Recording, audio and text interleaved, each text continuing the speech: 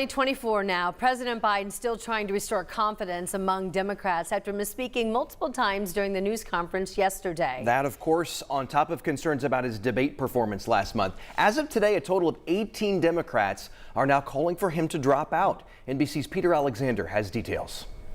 Reaction pouring in from President Biden's doubters and defenders following that nearly hour-long news conference in which he insisted he can do the job for another 4 years. I'm not in this for my legacy. I'm in this to complete the job I started.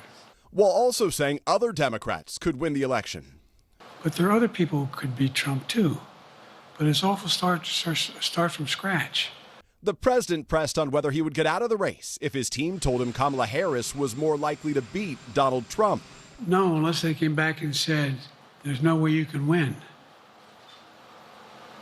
Me. No one's saying that. No poll says that. But with anxious Democrats and eager Republicans watching every word with increased scrutiny on the president's abilities, his answer to the very first question drawing attention when he misspoke. Look, I wouldn't have picked Vice President Trump to be vice president, but I think she was not qualified to be president. So let's start there. Former President Trump and his allies immediately seizing on that mistake. Right now, Donald Trump is using that to mock your age and your memory. How do you combat that criticism from tonight? Listen to him.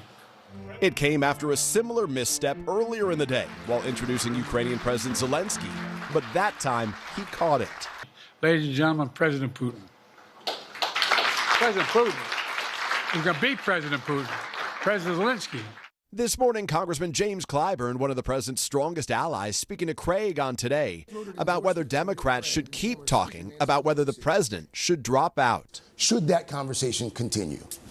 No, it shouldn't. The conversation should be over. No, the conversation should focus on the record of this administration, on the alternative to his election, and let Joe Biden continue to make his own decisions. But he still left the door open to the president possibly making a different decision before the convention.